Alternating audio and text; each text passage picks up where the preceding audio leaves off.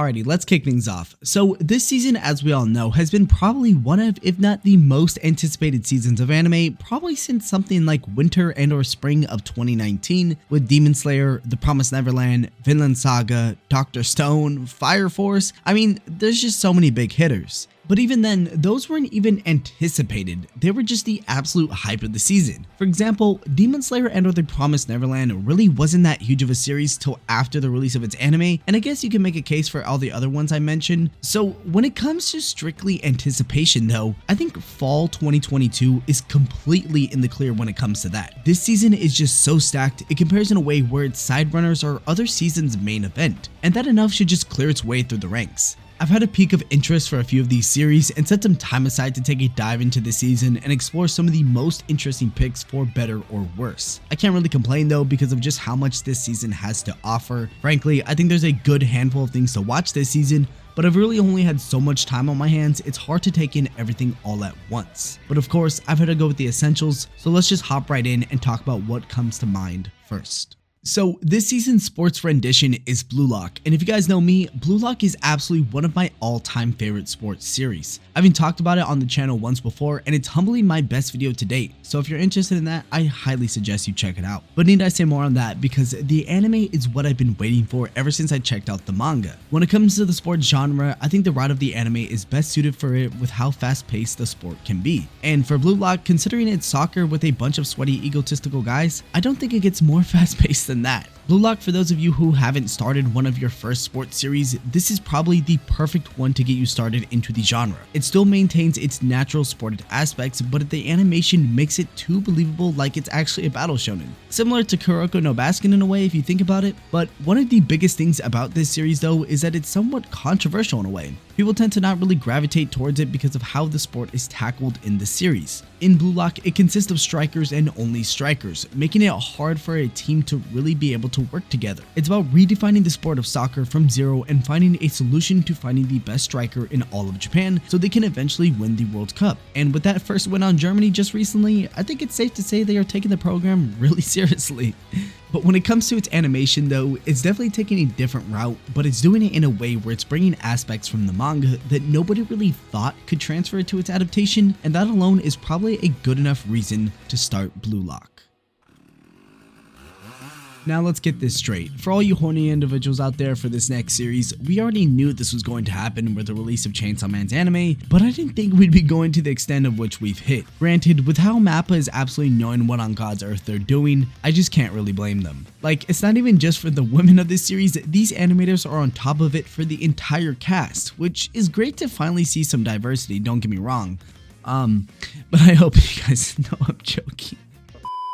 Regardless, MAPPA Studios once again have completely killed it with Chainsaw Man's adaptation to the point of little to zero mistakes from my perspective. I guess the only thing people probably have been complaining about is the usage of its CGI in some oddly fascinating Kobeni scenes, but for once, I completely disagree with something like animating a chainsaw in combat. It just seems like an entire hassle that would just take way too much time, so I can see the consideration. Furthermore, I think if any of you have yet to check out Chainsaw Man, you are missing out. With manga being as big as it is, the story is unique as probably one can get, and the manga is back in action with its second part in its serialization just as of recently. So it's about the perfect time to delve into something as wacky and gory as Chainsaw Man is. I'm not even going to bother giving a synopsis on this story because it's literally Chainsaw Man. I could be here for years and you'd still be like, what the fuck? Just go ahead and do yourself a favor and take a look into it, you won't regret it. But with that, I'll go ahead and just let Jet talk to you about this next series. This 2022 fall season of anime is arguably the best season of anime in history, and the most underrated anime of this season is My Hero Academia Season 6. Now, the past few seasons of MHA have been very underwhelming to say the least, especially Season 5. That season sucked massive balls. So when it came to Season 6, there was some worries that it was going to meet the same fate as the previous two seasons. But I'm sitting here talking to you all, and I am glad to say that not only is this season of My Hero Academia a massive improvement from the previous ones, it has far exceeded all expectations, so much so that it is one of the best animes of 2022. And low-key, now that I think about it, I'm not even surprised. I mean, for starters, this season of My Hero Academia is not only adapting the best arc in modern shonen, but one of the best arcs in shonen period. And that's not an opinion, that is just a fact of life. This season of MHA has improved on almost every single aspect from the previous 2 seasons. The visuals are a lot more vibrant, consistent, and manga accurate. A lot of shots in this season are almost one-to-one ripped straight from the manga, or they're really enhanced shots from the manga, given a unique spin that is just phenomenal. But nothing in this world is perfect, and from time to time this season does fall a little bit flat visually, but 9 out of 10 times, it's absolutely phenomenal. And don't even get me started on the animation for this season. It's a lot more consistent, fluid, and really emphasizes the power of these characters in this season. Shout out to the voice actors back there, they're putting in a lot of work for this season. They really embodied the characters that they're playing, or I guess voicing. And the music for this season is perfect, but is it surprising? It's MHA. It has some of the best music in all of anime. And that opening is top notch visually and from the song wise. No other opening is touching it this year besides like Chainsaw Man. Oh yeah, and let's not forget about the pacing, which is really good for this season. But overall, season 6 of MHA is phenomenal and has learned from the mistakes of the past season and is definitely one of the best animes of 2022. Okay, so I know for a majority of you who have been with me on the channel for a little over a few years now know the anticipation and hype behind the return of Bleach. I've said it a million times and now it's finally here, and damn, is it all I expected and just so much more. I genuinely feel like something of this level was well worth the wait, and I'm glad I was with the hype since the start of it all the way back a few years ago. Bleach currently has just been leaving me speechless with how well the team has been working on the series. You can just tell that there's so much passion and absolute gratitude they have when just being able to work on a legendary series like Bleach is handled.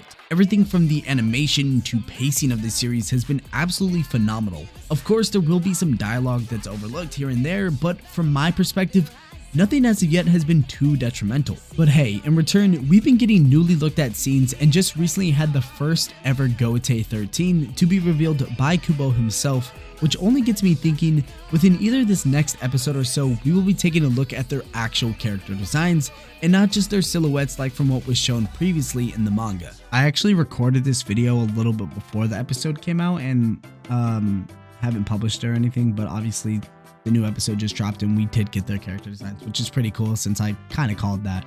But anyways, back to the video. But Period, as well as director Tomoyoshi Taguchi, I definitely butchered that name, have been also taking just Bleach's style and replicating it so well from paper to animation. I feel like what they have been doing with certain creative decisions have completely just taken the feel of Bleach to the next level. Everything from the opening to the endings, just to how certain scenes should look, and even when representing flashbacks is all what I would see from just a Kubo color spread and just the art and style of creativity, which in my opinion is the only way to do something when adapting a series from manga to animation. To me personally though, seeing Bleach back feels as if it's a fever dream sometimes, and I kinda have to remind myself what time we're really in. A time, if we're being technical, where the big three are all currently serializing in some sort of media, and to me, given in which I grew up with most of these, I see it as a chance for the younger audience and or even the audience who just never got to experience that firsthand, finally get the chance to do so in a bigger and better community. So overall, I'm excited that Bleach is back, and I'm even more excited to see what it has in store for us in the future with new content and new scenes to add on to the lore and story of Bleach. And need I say more? Watch Bleach if you haven't already, because it is something nobody during this era is going to want to miss. But enough of that, let's talk about our wholesomeness of the season though, Spy Family. Unlike last core though, Spy Family isn't something I feel like the overall community is as hyped about compared to its first core, given I feel that that's only natural due to all these other big hitters kind of overlooking it. Nonetheless though, it's just too wholesome of a series not to mention for a seasonal video, although I will say there's not really too much of an astonishing improvement in quality in terms of the last season. That's probably just due to it being so close together, and now that I think about it, this is probably one of the closest seasonal splits between a singular series. And if I'm not mistaken, the first core dropped during the spring along with Kaguya-sama Tomodachi Game and a few others. All the more though, and this and the next series are just ones I thought would be great to mention for the sake of the video, but it's been almost a year now since the first core, so if you haven't already, check out Spy Family, I highly suggest you do. So personally, this next series I actually haven't really dived into much, but Mob Psycho and its third season has been quite interesting from what I have seen, and I thought instead of taking this time to talk about it, I kind of wanted to take a second to ask you, the audience, about how you're feeling about this season, because with each and every single season of Mob, I feel as if it's the talk of the town, and just this season alone, I haven't really seen too many people talking about it. So to switch things up a bit, what have you been thinking about Mob's third season? Cause I'd really like to know down in the comment section below. And I would have left it off the video just because, again, I haven't really seen more than a few episodes, but it's Mob. I just had to throw it on for the sake of the video, and I mean, maybe it's just because we haven't had that key moment in the season. Everyone usually just takes to Twitter and goes crazy over either a super emotional moment or a Sakuga fest, and I think that will occur eventually. It's really just a matter of time, so we might as well wait and see.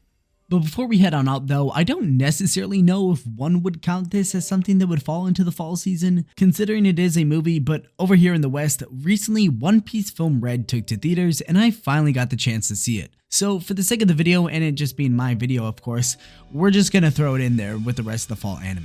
But One Piece Film Red, in short, was I think a film that completely turned the tides from when it was announced to then actually watching the film. I think I speak for a majority of us One Piece fans that we're definitely expecting more Shanks in the film and just overall a completely different plotline. Nonetheless, the film did take an interesting route with the new and original character Uta. With her musical performances and overall character arc, and given that this film was all about giving light to those characters you'd never expect to see so much more from again, but I guess that's just the beauty about how Oda and his team take characters you think to never see again, and then out of nowhere, boom, give them relevance in the story even if it's just for a film. There's something about being able to appreciate characters that aren't just as important previously in the story to then giving them applicability that just screams what One Piece is all about to me, and most of the consumers of the series.